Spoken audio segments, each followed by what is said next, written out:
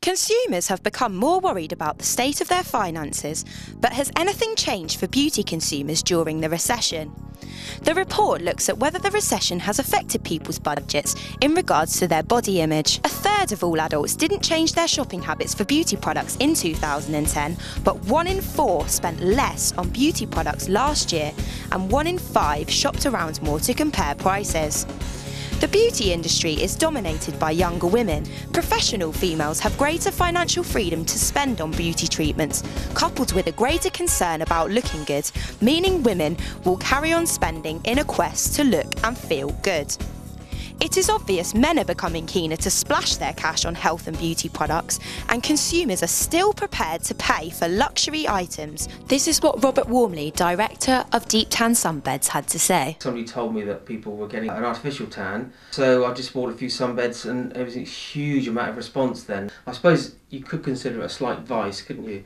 And it's the same as any recession, people that smoke still carry on smoking. A model like this is just a canopy that goes over your own bed. They're all minimum 4 weeks, and this one's £70 for 4 weeks. Then we do like a double sandwich one, which is 99, and then we do stand-up one, takes up a square metre, and that's 120 for 4 weeks. There really are pros, obviously looking healthier. The other thing is, of course, vitamin D. You have to have it stimulated by UVA light. And also the thing for skin conditions. I get a few customers that purely for skin conditions like eczema, and doctors actually recommend using a sunbed. I suppose 1 in 10 maybe would hire it for that type of reason, and then maybe like 3 in 10, 4 in 10 because of going on holiday, and the rest just to cheer themselves up. Women particularly don't have to wear so much makeup. Exercise is essential to looking healthy, but recently there's more of an emphasis on eating right to look good, and so beauty supplements represent an emerging market. This is what Gary Hill, personal trainer from DW Fitness, had to say. People spend ridiculous amounts of money on supplements, and they can use it as a bit of an opt-out, a bit of an easy option, so they don't have to eat good solid food. We used to say that in the recession personal trainers are really going to suffer. I think some personal trainers have. Purely because it is that luxury item. Roughly speaking, if you want a personal trainer here at DW, it's pretty much a flat rate of £30 an hour. The way I look at it is people can spend £100 a week on going out and getting drunk. For us personal trainers and for my clients who are into their fitness, spend a fraction of the price these people do, but we actually spend the money on doing something good for our bodies. This morning I had a haircut because we're £30.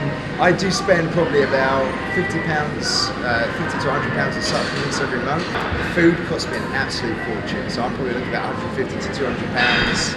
I think people are still wanting to look good and still wanting to spend that money in order to look good. I asked people from Bournemouth how much they spent a week on their body image. About £30? I work hard, so when I see something I like. Quite a lot, to be honest. 100. Probably only like £5. I don't spend that much. Oh, yeah, 20 a month for like makeup and like something new to wear. Yeah. The pamper factor and cutting back on visits to the salon is likely to sustain the market, and therefore the industry will see a trend towards at-home salon alternatives. Victoria Wakeham, Daybreak.